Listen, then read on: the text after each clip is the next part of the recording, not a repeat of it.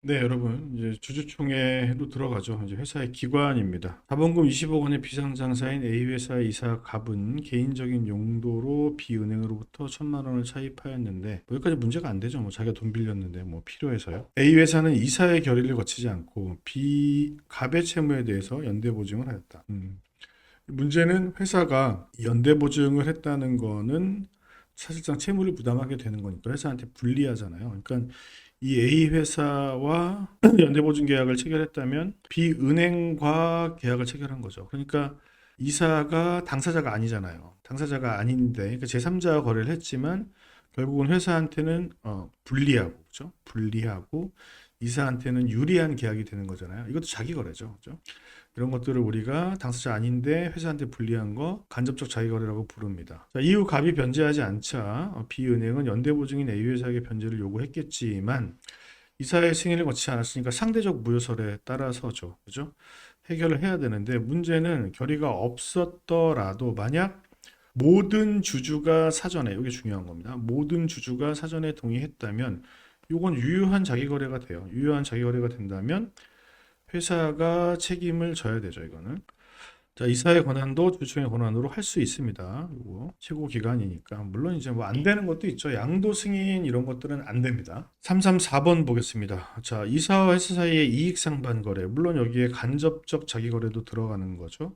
승인은 주주 전원의 동의가 있다거나 또는 정관에, 그러니까 이거는 뭐 정관의 규정이 없지만 전원이 동의했거나 또는 정관의 규정을 두어서 주주총회가 결정할 수 있는 뭐 보통 교리로 결정할 수 있다는 등의 특별한 사정이 없다면 이사의 전결사항이다. 이사의 3분의 2의 승인을 얻어야 되잖아요. 없다면입니다. 그러니까 있으면 이렇게 할 수도 있는 거죠. 그 얘기가 바로 요겁니다. 그렇죠? 바로 위의 문제. 자, 다음 질문.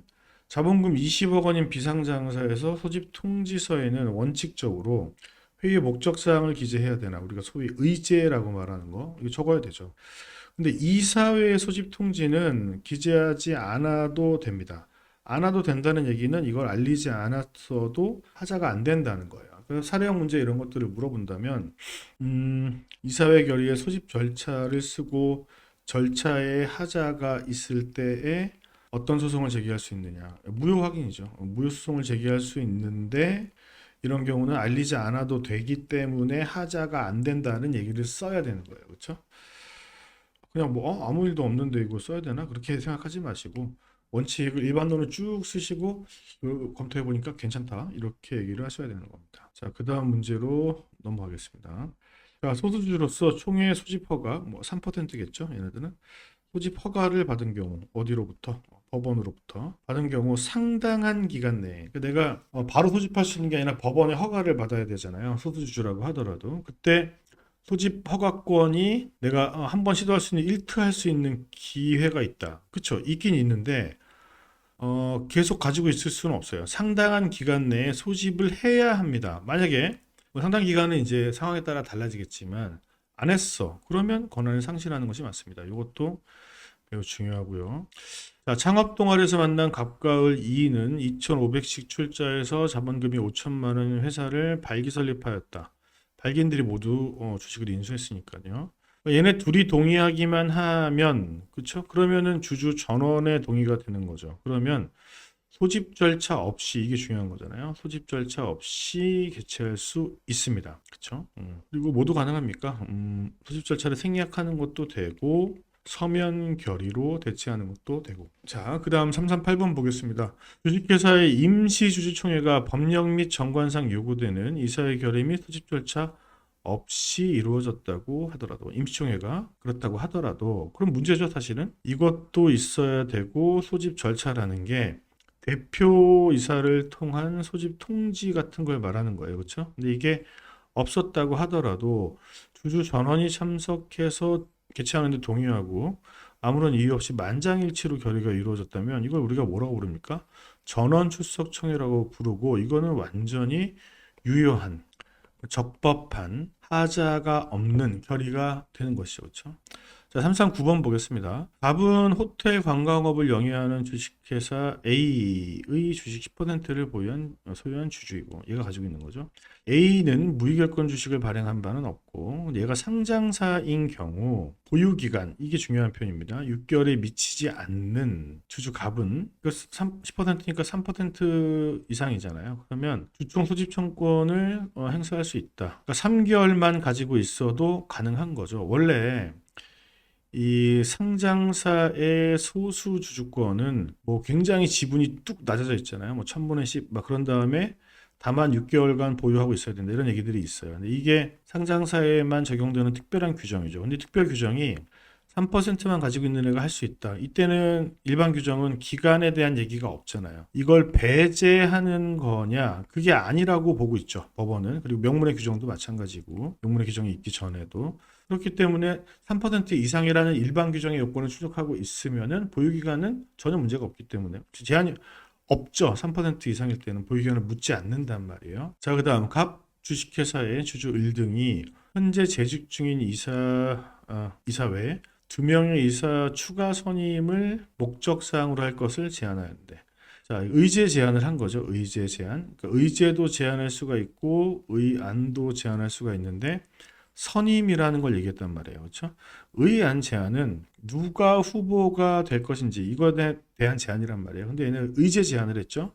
제안하였는데 이사회가 이걸 거절하고 임기가 만료되는 한 명에 대한 결의만 이루어졌다. 이사 선임 결의의 취소를 구할 수 없다입니다. 그러니까 이 의제 제한이 부당한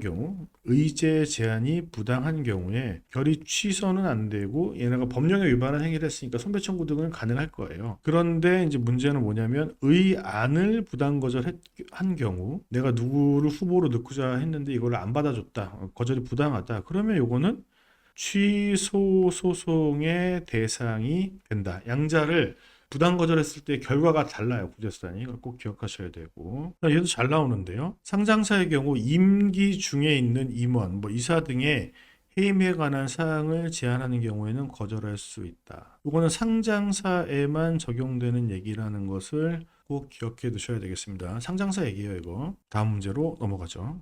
상장사 주주 갑은 회사의 의결권 있는 주식의 0.5%인 1천주를 보유하고 있다. 정관에는 대리인의 자격을 제한하는 규정이 없다. 대리인의 자격을 제한하는 규정이 있을 수 있고, 그리고 그 제한 규정이 우리 회사 주주로 제한한다고 하더라도 제한적으로 유효하다고 보죠. 아무튼 뭐 없어요. 갑으로부터 1천주에 대한 의결권을 위임받은 을이 위임장을 소지하고 총에 입장하려고 하자 담당 직원 선생님께서 위임장이 원본임을 확인을 했어요. 근데 신분증이랑 인감증명서 갖고 와 이걸 거부했을 때 적법한 업무 수행이라고 볼 수가 없습니다. 왜냐하면 위임의 진정이 확인이 되면 뭘로? 위임장이라는 서면으로 의결권을 대리 행사할 수 있다는 게 상법의 규정이고 이 규정은 강행 규정입니다. 그러니까 이 서면으로 대리권을 증명해야 된다는 얘기보다 빡세도 안 되고 완화돼도 안 돼요. 둘 다 안 됩니다. 그렇죠? 그럼 뭐 구두로 하는 경우도 당연히 안 되고 완화되는 것도 안 되니까. 자, 3, 4, 3번 앞에는 똑같고요. 갑은 을에게 1천주에 대한 의결권을 위임하였다가 마음을 바꾸어 직접 총회에 참석한다. 그러면 이거는 대리권 수요를 철회했다 이렇게 볼 수가 있었습니다. 근데 대리인도 나왔어. 연락을 못 받아가지고. 그럼 얘의 의결권 행사가 무효이고 본인이 의결권 행사한 것은 이건 적법하다고 봐야 되겠죠. 철회니까.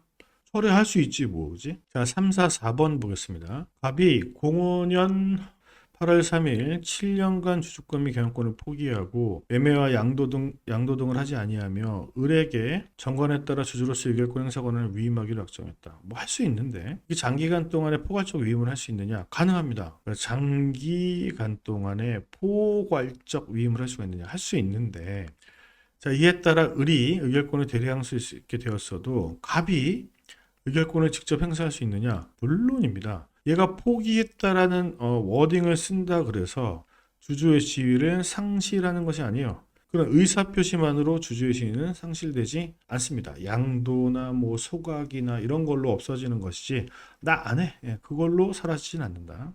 상장사 A의 주주 갑은 0.5%인 1천주, 이건 똑같고, 대리인 자격 제한이 없고, 갑은 을에게 이걸 위임하면서 반대 투표를 하라 그랬어요. 이사 후보자 X 얘 뽑지 마 그랬는데 찬성 투표를 했다. 말을 안 듣는 거죠. 그때 의결권 행사는 회사에 대해서는 완전 유효하죠. 뭐 내부적으로는 계약상 의무 위반에 대한 문제가 생기겠지만 회사에 대해서는 그냥 유효하다.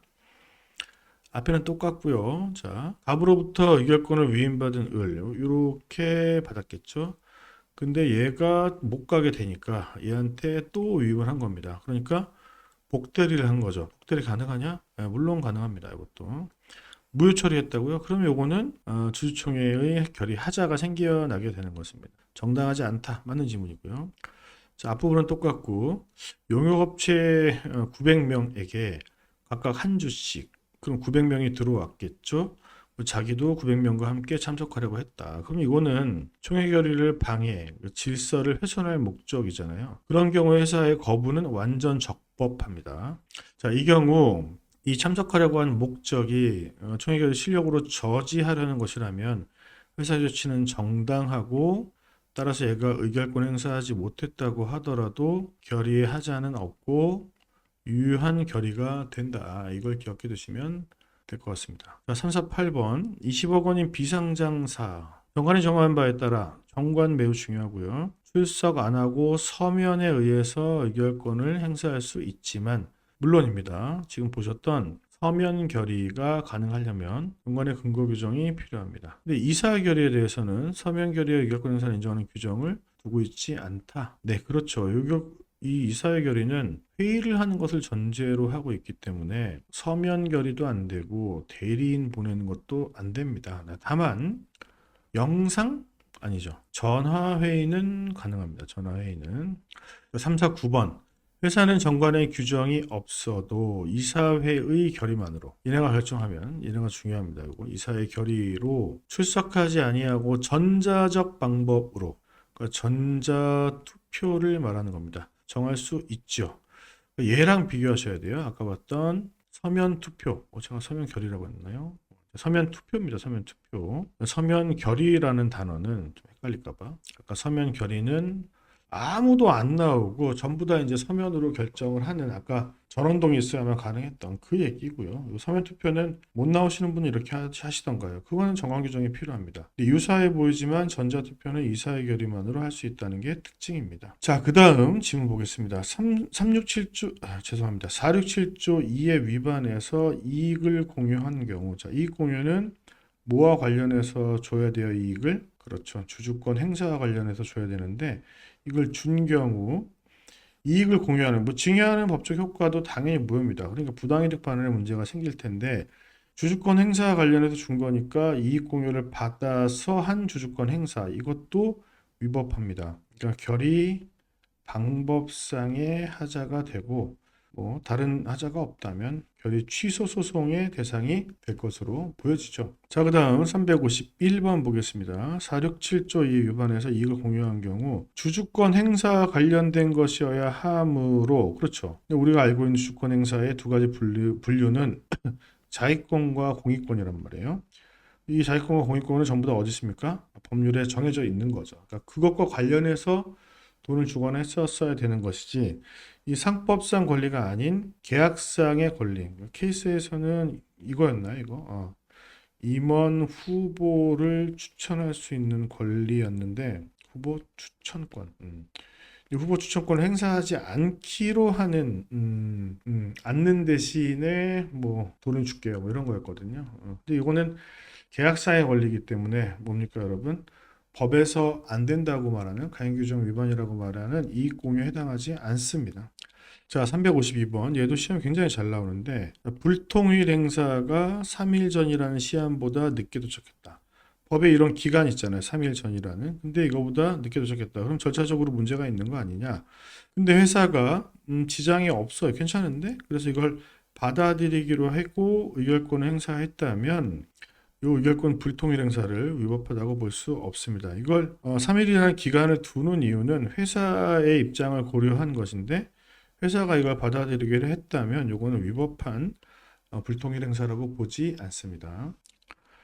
자, 그다음 아까 대리행사 얘기를 봤었는데요. 대리행사는 요걸 통해서 해야 됩니다. 그리고 위임장은 법률에서도 기본적으로 원본임을 원칙으로 합니다. 그죠?